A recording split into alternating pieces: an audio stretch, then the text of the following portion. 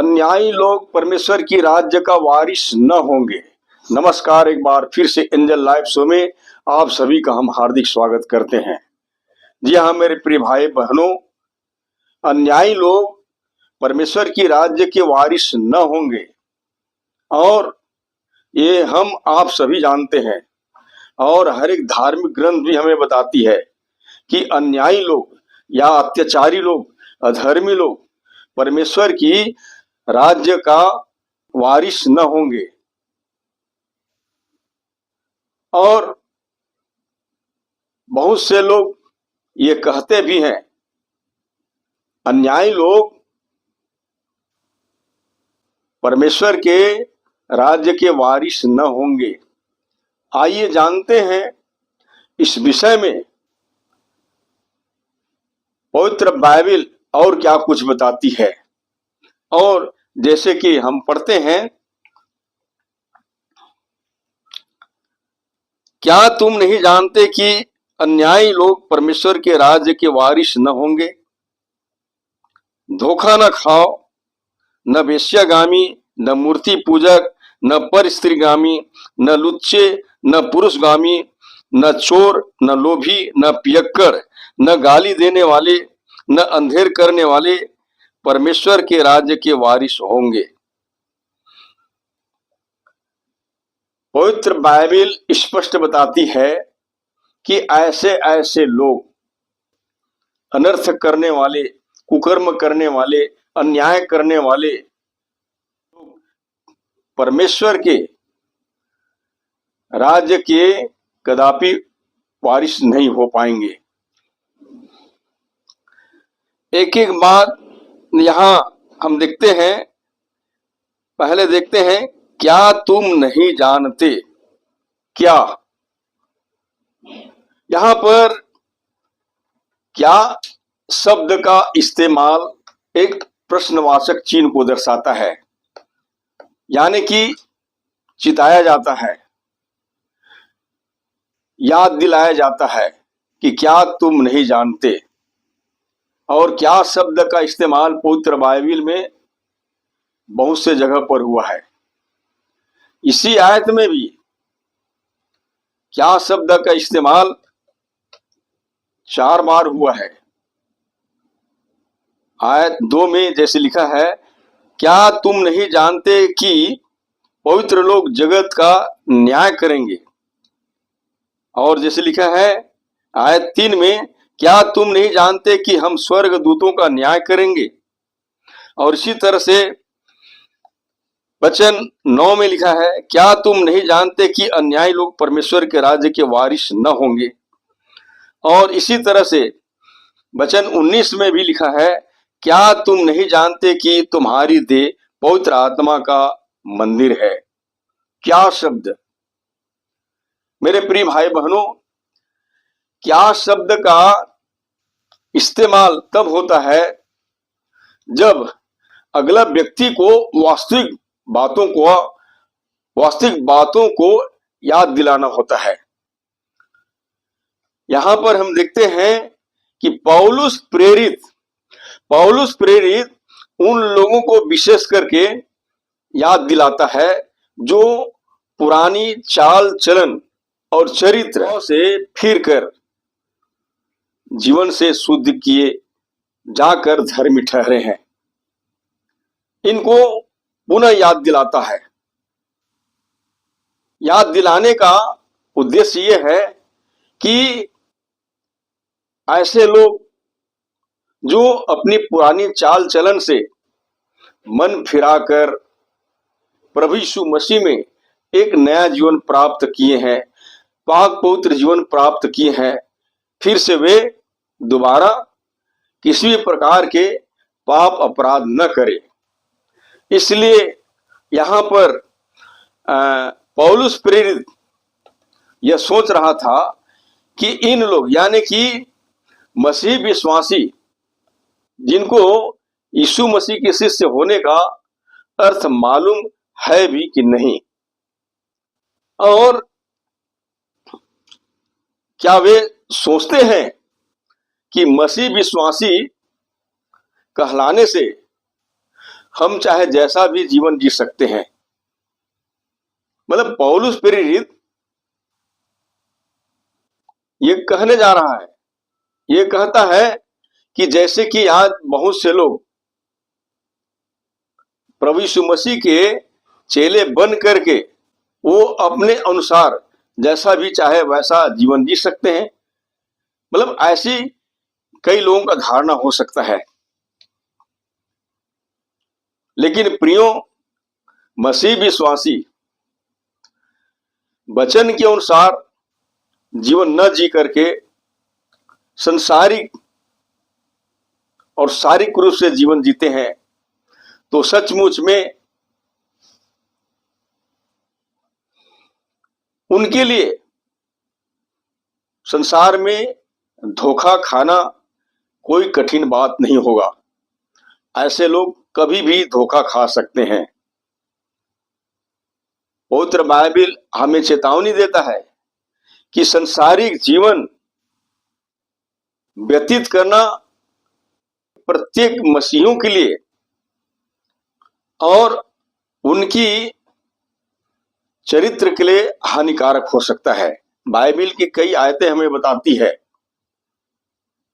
और आज प्रत्येक मसीहियों को यह मालूम होनी चाहिए कि वे प्रभु यीशु मसीह के लहू से धोए जाकर के शुद्ध पाक और पवित्र किए गए हैं, और प्रभु यीशु मसीह के द्वारा धर्मी ठहर चुके हैं। और यदि वह फिर से कोई पाप करे, कोई कुकर्म करे, तो ऐसे लोगों के विषय में पवित्र शास्त्र का वचन स्पष्ट बताती है कि क्या तुम नहीं जानते कि अन्यायी लोग परमेश्वर के राज्य के वारिस न होंगे। ऐसे लोग अन्यायी हैं, ऐसे लोग अन्यायी हैं जो कुकर्म काम करते हैं, पाप अपराध करते हैं, अधर्म करते हैं। ऐसे लोग अन्यायी हैं, और अन्यायी लोग कभी भी परमेश्वर के राज्य के वारिस नहीं हो सकते। और जैसे कि हम पढ़ते हैं,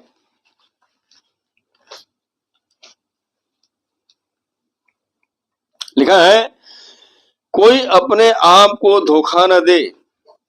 यदि तुम में से कोई इस संसार में अपने आप को ज्ञानी समझे तो मूर्ख बने कि ज्ञानी हो जाए। और जैसे कि लिखा है, धोखा न खाना, बुरी संगति अच्छे चरित्र को बिगाड़ देती है। तो मेरे प्रिय भाई बहनों, संसार में हमें बहुत से लोग मिलते हैं, और यदि वे लोग मसीह विश्वासी नहीं हैं या चरित्रहीनता के लोग हैं, तो उसके साथ में आपका चरित्र ही नहीं, एक अच्छा चरित्र को भी वो बिगाड़ सकता है। इसीलिए तो पौलुस प्रेरित स्पष्ट कहता है कि धोखा ना खाओ। ऐसे ऐसे काम करने वाले परमेश्वर के राज्य के वारिस नहीं होंगे।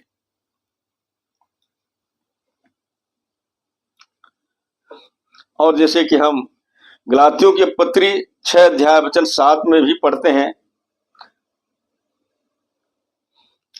धोखा न खाओ, परमेश्वर ठट्ठों में नहीं उड़ाया जाता, क्योंकि मनुष्य जो कुछ बोता है वही काटेगा। क्योंकि जो अपने शरीर के लिए बोता है वह शरीर के द्वारा विनाश की कटनी काटेगा। तो मेरे प्रिय भाई बहनों, एक मसीह विश्वासी आत्मिक व्यक्ति है।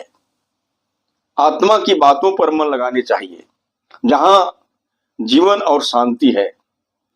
लेकिन आत्मिक बातों को छोड़कर शारीरिक और संसारिक बातों में लिप्त हो जाता है या कामों में लिप्त हो जाता है, तो ऐसे लोग भी परमेश्वर के राज्य के वारिस नहीं होंगे।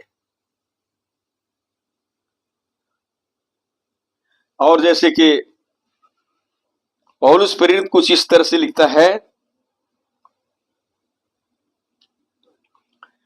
शरीर के काम तो प्रकट है, अर्थात भय विचार, गंदे काम, लुचपना, मूर्ति पूजा, टोना, बैर, झगड़ा, ईर्षा, क्रोध, विरोध, फूट, विधर्म, डाह, मतवालापन, लीला, क्रीड़ा और इसके जैसे और काम हैं।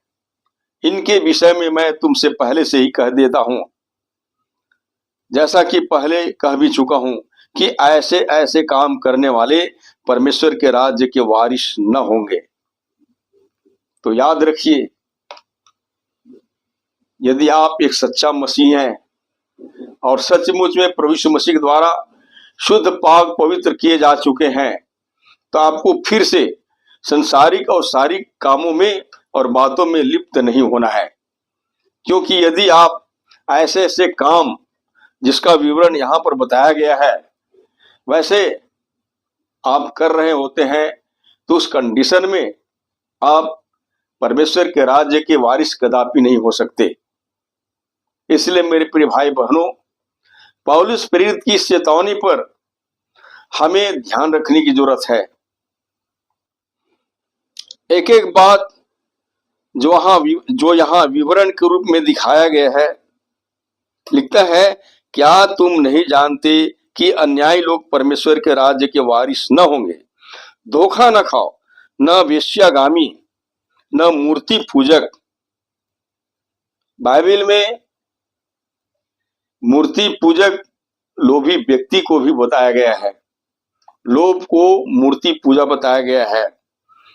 और लिखा है, न स्त्रीगामी, न लुच्चे, न पुरुषगामी, न चोर, न लोभी, न पियक्कड़, न गाली देने वाले, न अंधेर करने वाले परमेश्वर के राज्य के वारिस होंगे।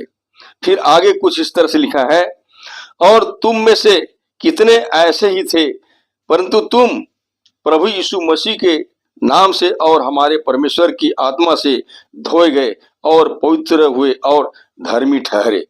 पहला कुरिन्थियों के पत्री 6 अध्याय वचन 9 से 11 तक।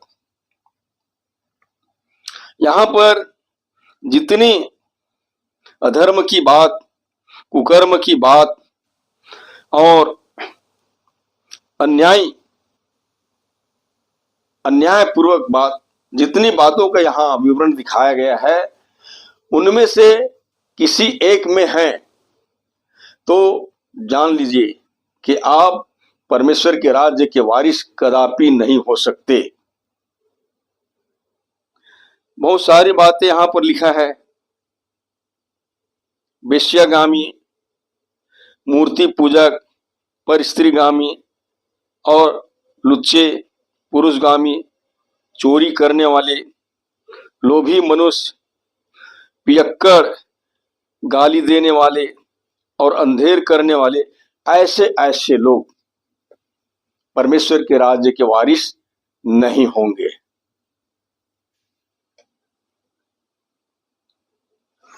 और जैसे कि हम पढ़ रहे थे, और तुम में से कितने ऐसे ही थे। देखिए, तुम में से कितने ऐसे ही थे, ये मसीहियों को बोला जा रहा है। मसीही लोग जब मसीह के बाहर थे, यानी कि मसीह के देह में मिलाए नहीं गए थे, तब उनका जीवन कुछ इसी तरह से थे। लोभ करते थे, पियक्कड़ थे, चोरी करते थे, अंधेर करते थे, गाली बकते थे, बहुत सारे कुकर्म के काम करते थे। जितने आज मसीही कहलाते हैं, वे सब के सब कुछ न कुछ इस प्रकार की गलतियों के अधीन रहते थे, इस प्रकार के अन्याय के अधीनता रहते थे, इस प्रकार के अधर्म के कामों के अधीनता रहते थे। पवित्र शास्त्र स्पष्ट बताती है, तुम में से कितनों ऐसे थे, यानी कि मसीहियों को बोला जा रहा है। बहुत से लोग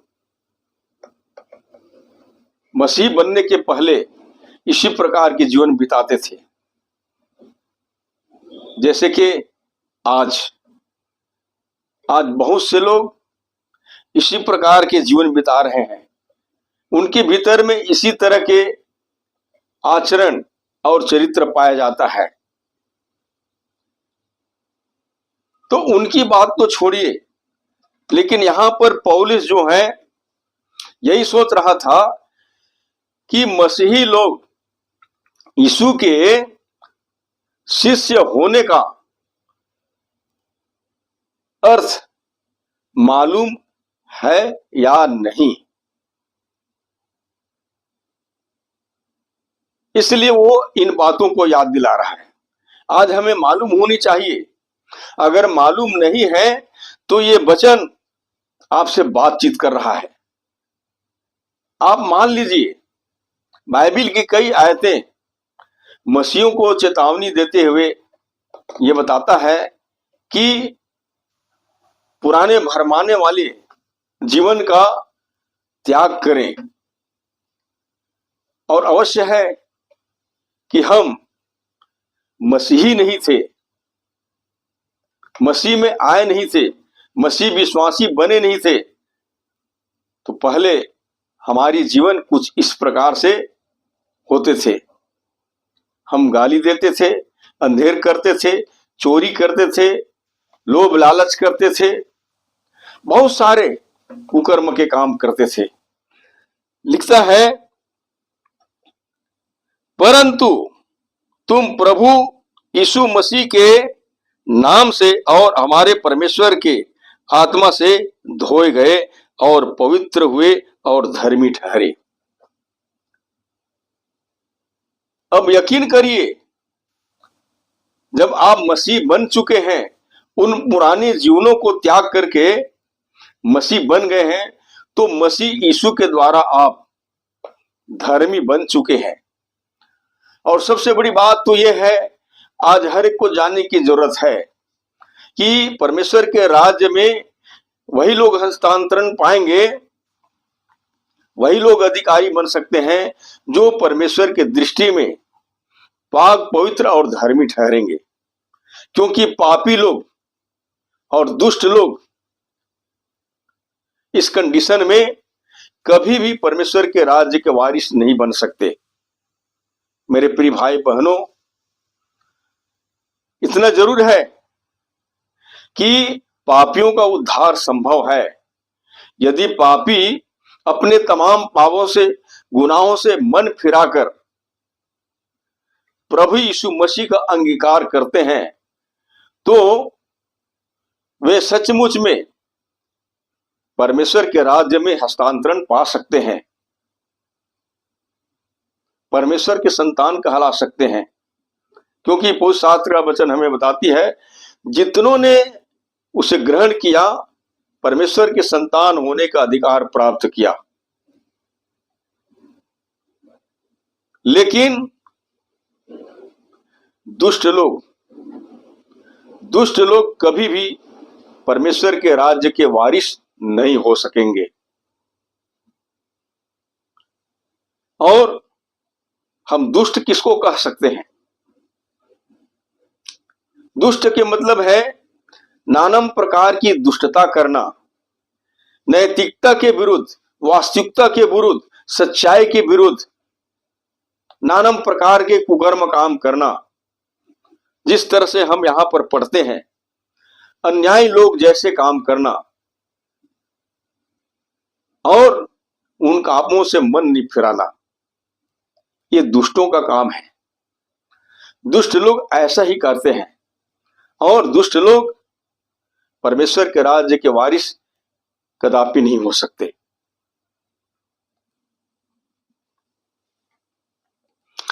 अब जैसे हमने पढ़े, परंतु तुम प्रभु यीशु मसीह के नाम से और हमारे परमेश्वर के आत्मा से धोए गए और पवित्र हुए और धर्मी ठहरे। धोए गए, पवित्र शास्त्र का वचन हमें बताती है कि हम परमेश्वर की आत्मा से धोए गए। ये परमेश्वर की आत्मा का कार्य है जो एक पापी मनुष्य को धो देता है, शुद्ध पाक पवित्र कर देता है। जब वह प्रभु यीशु मसीह के पास आते हैं, और जैसे कि लिखा है, यीशु ने उसे कहा, जो नहा चुका है उसे पांव के सिवाय और कुछ धोने की आवश्यकता नहीं, परंतु वह बिल्कुल शुद्ध है, और तुम शुद्ध हो, परंतु सब के सब नहीं। यहां पर हम देखते हैं, जब प्रभु यीशु मसीह अपने चेलों का पैर धो रहे थे, तब पतरस ने जिक्र किया कि प्रभु मुझे भी धो दे। तो प्रभु ने पतरस को याद दिलाया, तुम धोए गए हो, तुम शुद्ध पाक पवित्र किए गए हो। कहने का तात्पर्य है प्रियो, जब कोई व्यक्ति सुसमाचार की बातों को सुनकर उस पर विश्वास करते हैं, और विश्वास करने के बाद वो अपने तमाम पापों से, गुनाहों से मन फिराकर प्रभु यीशु मसीह में बपतिस्मा लेते हैं, तो वो धो दिए जाते हैं, धो दिए जाते हैं, और वो पूरी तरह से बदल चुका होता है, वो नया बन चुका होता है। वही शास्त्र का वचन हमें बताती है, अतः अब जो मसीह यीशु में है वह एक नया सृष्टि है। देखो, पुरानी बातें बीत गई है और सब बातें नई हो गई है। दूसरा कुरिन्थियों की पत्री 5 अध्याय वचन 17। पवित्र शास्त्र स्पष्ट बताती है, अतः अब जो मसीह यीशु में है, यानी कि मसीह यीशु में पाए जाने वाले व्यक्ति एक नया सृष्टि हो जाता है, यानी कि उसकी पुरानी जीवन खत्म, अब उसमें नया मन की आत्मिक स्वभाव में नए बनते जाता है, नया सृष्टि बन जाता है। तो मेरे प्रिय भाई बहनों, ये तो अवश्य है कि स्वर्ग के राज्य में मिरास पाने के लिए मनुष्य को नए सिरे से जन्म लेने की जरूरत पड़ता है, क्योंकि मांस और लहू स्वर्ग के भागी नहीं बन सकता। कोई भी व्यक्ति शारीरिक रूप से स्वर्ग के राज्य में प्रवेश नहीं कर सकता। स्वर्ग के राज्य में मिरास पाने के लिए आत्मिक जन्म की जरूरत है, आत्मिक जन्म की जरूरत है। हमने अपने वीडियो में कई बार बताया कि शारीरिक जन्म एक व्यक्ति को परिवार का सदस्य बनाता है, उसी तरह से आत्मिक जन्म भी परमेश्वर के परिवार के सदस्य बना देता है। तो स्वर्ग राज्य में मिरास पाने के लिए उन्हें आत्मिक जन्म लेने की जरूरत है। और प्रभु यीशु मसीह ने एक बार यहूदी धर्म गुरु के पास में इस भेद को बताया कि मैं तुमसे सच सच कहता हूं कि यदि आदमी नए सिर से न जन्मे तो स्वर्ग के राज्य में कदापि प्रवेश नहीं करेगा। ये बात निकोदेमुस को कुछ अटपटा सा लगा, तो उसने कहा, क्या कोई व्यक्ति अपने मां के गर्भ में प्रवेश करके फिर से जन्म ले सकता है?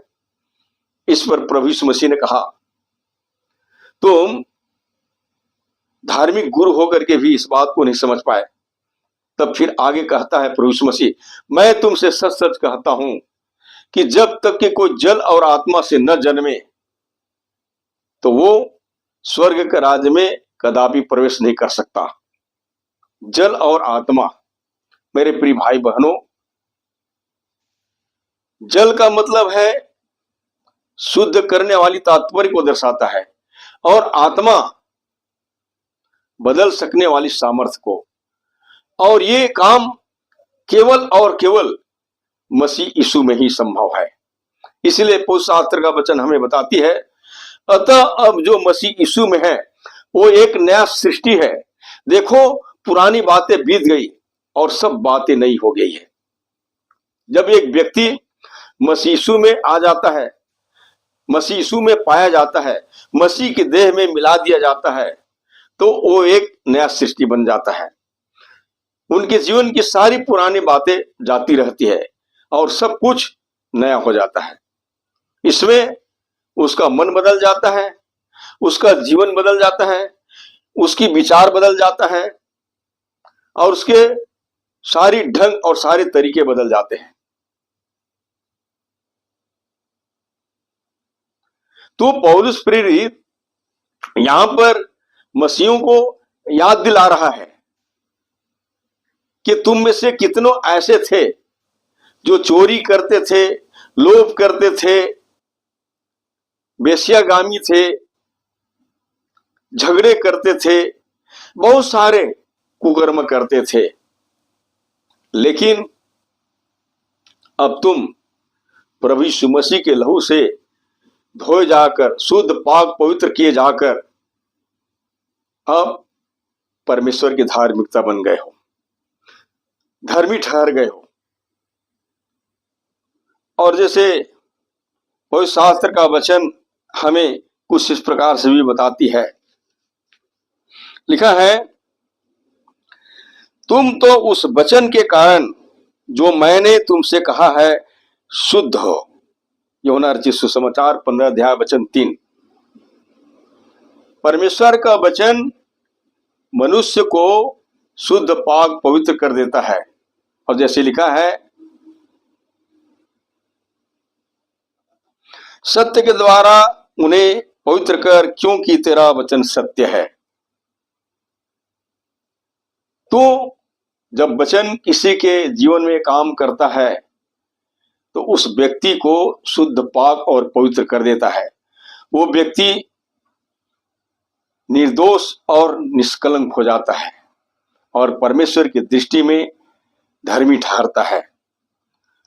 और धर्मी ठहरा जाकर के ही कोई व्यक्ति परमेश्वर के राज्य में हस्तांतरण पा सकता है, परमेश्वर के राज्य में प्रवेश कर सकता है और परमेश्वर के राज्य के वारिस बन सकता है। और जैसे कि पवित्र शास्त्र का वचन हमें बताती है, लिखा है, परंतु उसके अनुग्रह से उस छुटकारे के द्वारा जो मसीह यीशु में है शेत में धर्मी ठहराए जाते हैं। हम बता दें, पवित्र शास्त्र का वचन हमें यह भी बताती है, कोई क्यों न हो, व्यवस्था के कामों के द्वारा आदमी धर्मी नहीं ठहर सकता परमेश्वर के सामने। आज कितने लोग बड़े बड़े व्यवस्था के काम कर रहे हैं, कितने बड़े बड़े व्यवस्थापक हैं, संसारिक रूप से धर्मी तो है परंतु परमेश्वर के आगे धर्मी नहीं ठहर सकता। पवित्र शास्त्र का वचन हमें बताती है, क्योंकि व्यवस्था के कामों से कोई प्राणी उसके सामने धर्मी नहीं ठहरेगा, इसलिए कि व्यवस्था के द्वारा पाप की पहचान होती है। परंतु अब व्यवस्था से अलग परमेश्वर की यह धार्मिकता प्रकट हुई है, जिसकी गवाही व्यवस्था और भविष्यवक्ता देते हैं। अर्थात परमेश्वर की यह धार्मिकता जो यीशु मसीह पर विश्वास करने से सब विश्वास करने वालों के लिए है, क्योंकि कुछ भेद नहीं, इसलिए कि सबने पाप किया है और परमेश्वर की महिमा से रहित है, परंतु उसके अनुग्रह से उस छुटकारे के द्वारा जो मसीह यीशु में है शेत में धर्मी ठहराए जाते हैं। रोमियो के पत्री 3 अध्याय वचन 19 से 24 तक। तो मेरे प्रिय भाई बहनों, कोई भी व्यक्ति व्यवस्था के कामों के द्वारा परमेश्वर के आगे धर्मी नहीं ठहर पाएगा। मसीह यीशु में वो शेत में धर्मी ठहराए जा सकते हैं। इसलिए पवित्र शास्त्र का वचन हमें बताती है, अब जो मसीह यीशु में है वो एक नया सृष्टि है, नया सृष्टि है। स्वर्ग के राज्य में मिरास पाने के लिए मनुष्य को नया बनना पड़ेगा, नया बनना होगा। नया बनने का मतलब है वो अपने तमाम पुरानी मनुष्यत्व से फिर कर वो नया जीवन किसी चाल चलेगा, नयापन। हम देखते हैं आज जितने लोग मसीह यीशु में पाए जाते हैं, उनके उन सबके मन नया हो गया है। वो आत्मिक स्वभाव में नए बन चुके हैं। और आज यही कमी है लोगों में कि लोग आत्मिक स्वभाव में नए नहीं बन पा रहे हैं, क्योंकि उनके लिए संभव नहीं है जो मसीह के बाहर है। लेकिन पवित्र शास्त्र का वचन हमें बताती है, मसीह यीशु में लिखा है, अतः अब मसीह यीशु में जो पाए जाते हैं वो एक नया सृष्टि है। नया सृष्टि का मतलब है वो पूरी तरह से नया बन जाता है।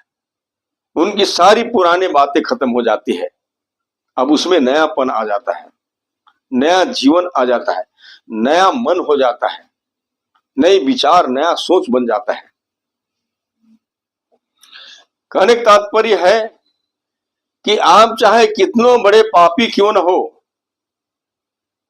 परंतु यदि आप प्रभु यीशु मसीह के सुसमाचार पर विश्वास लाते हैं और विश्वास लाने के द्वारा अपने तमाम पापों को, गुनाहों को मानकर, अपने तमाम पापों और गुनाहों से मन फिराकर प्रभु यीशु मसीह का अंगीकार करते हैं, तो प्रभु यीशु मसीह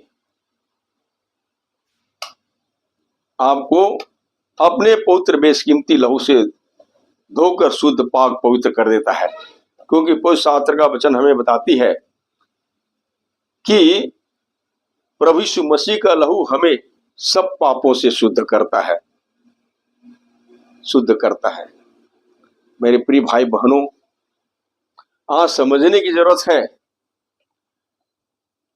यदि आदमी अपने पापों से क्षमा प्राप्त नहीं कर पाएगा तो वो जवाबदेह रह जाएगा, जवाबदेह रह जाएगा।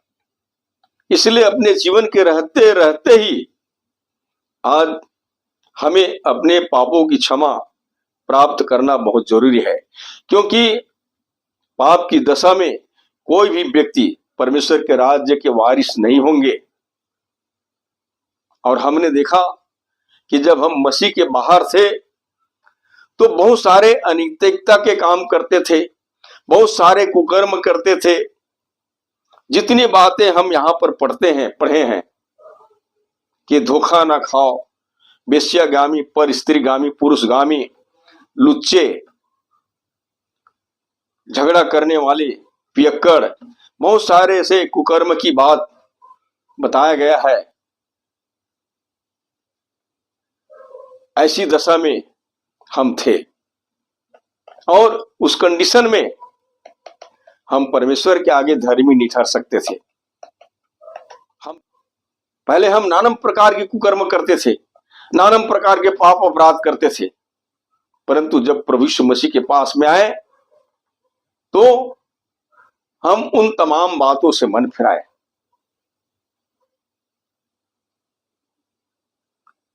इसलिए आज प्रत्येक व्यक्ति के पास में अवसर है। आपका पाप चाहे लाल रंग का क्यों न हो, अर्गवानी क्यों न हो, परंतु फिर भी से प्रभु यीशु मसीह के लहू के द्वारा आप शुद्ध पाक पवित्र किए जा सकते हैं। लेकिन यदि आपका पाप बना रहेगा तो उस कंडीशन में आप परमेश्वर के राज्य के वारिस नहीं हो सकते। पौलुस प्रेरित मसीहों को, जिन्होंने पुराने जीवन त्याग करके मसीह यीशु में नया जीवन पाए हैं, उन्हें यह चेतावनी देते हुए कहता है कि आपको मालूम होनी चाहिए कि आप प्रभु यीशु मसीह के चेले हैं, मसीह में विश्वासी हैं, तो फिर से आप वैसा काम न करें जो पहले करते थे। क्योंकि वैसे करने वाले व्यक्ति चाहे को क्यों न हो, परमेश्वर के राज्य के वारिस नहीं हो सकते। इसलिए कि आपने सच्चाई की पहचान प्राप्त कर लिए हैं। आपको सच्चाई की पहचान प्राप्त हो चुका है, इसके बावजूद भी यदि आप किसी भी प्रकार के अपराध करते हैं तो फिर आपके लिए भयानक पड़ेगा। क्योंकि पवित्र शास्त्र का वचन हमें एक दूसरे स्थान पर यह भी चेतावनी देता है, क्योंकि सच्चाई की पहचान प्राप्त करने के बाद यदि हम जानबूझकर पाप करते रहे तो पापों के लिए फिर कोई बलिदान बाकी नहीं। हाँ, दंड का एक भयानक बाढ़ जो होना और आग का ज्वलन बाकी है, जो विरोधियों को भस्म कर देगा। जब मूसा की व्यवस्था का न मानने वाला 2 या 3 जनों की गवाही पर बिना दया के मार डाला जाता है, तो सोच लो कि वह कितने और भी भारी दंड के योग्य ठहरेगा, जिसने परमेश्वर के पुत्र को पांव से रौंदा और वाचा के लहू को, जिसके द्वारा वह पवित्र ठहराया गया, अपवित्र जाना है और अनुग्रह के आत्मा का अपमान किया है।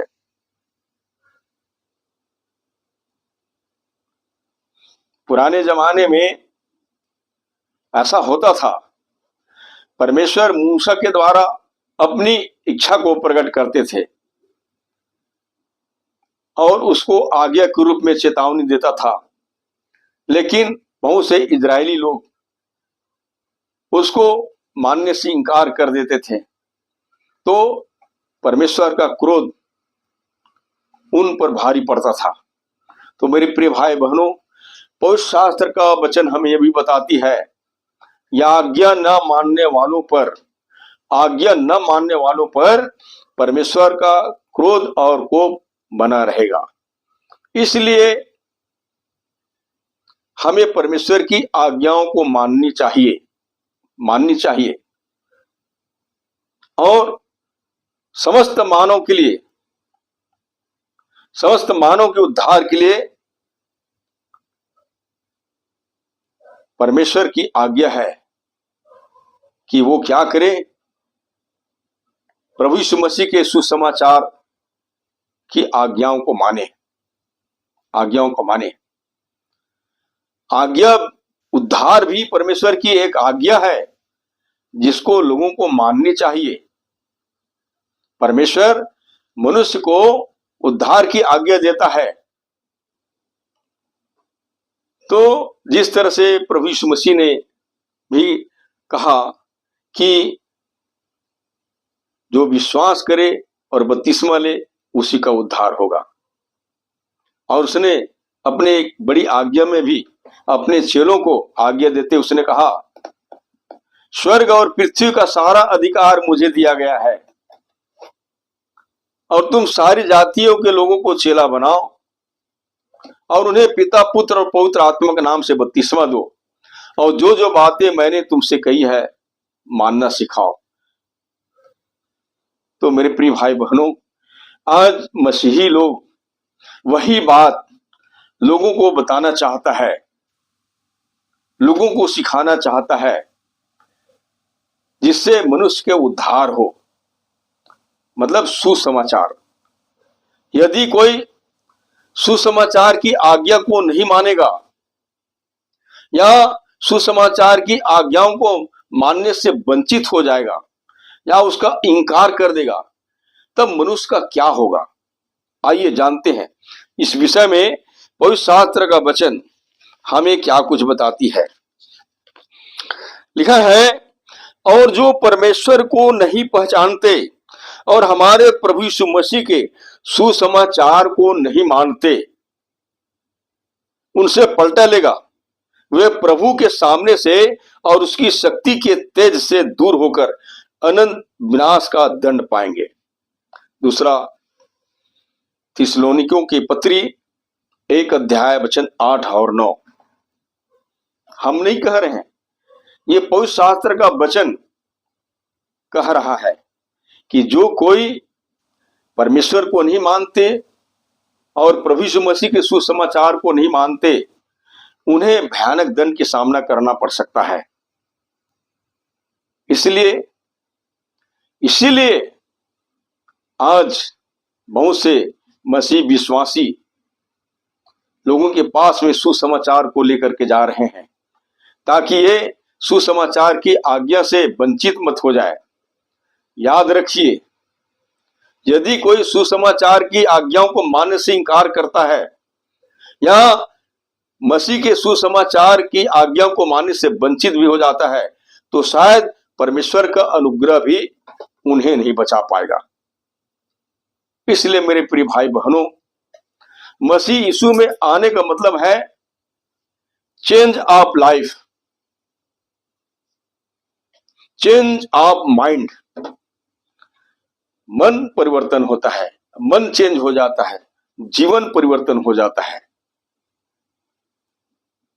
इसीलिए बहुत से लोग नया बनने के लिए प्रभु यीशु मसीह के पास में आते हैं और प्रभु यीशु मसीह में, प्रभु परमेश्वर की वचन में वो सामर्थ्य है कि एक आदमी को अच्छा बना सकता है, बदल सकता है। इसीलिए तो पवित्र शास्त्र का वचन हमें बताती है, अतः अब जो मसीह यीशु में है वह एक नया सृष्टि है। देखो, पुरानी बातें बीत गई और सब बातें नई हो गई है। उसके लिए सब बातें नया हो जाता है, उसकी पुरानी जीवन खत्म हो जाती है, उसका मन चेंज हो जाता है, वो मन के आत्मिक स्वभाव में नए बन जाता है। ऐसे ही व्यक्ति परमेश्वर के राज्य के वारिस बन सकते हैं। बस यही उम्मीद के साथ परमेश्वर आप सबको आशीष दे। बहुत बहुत धन्यवाद।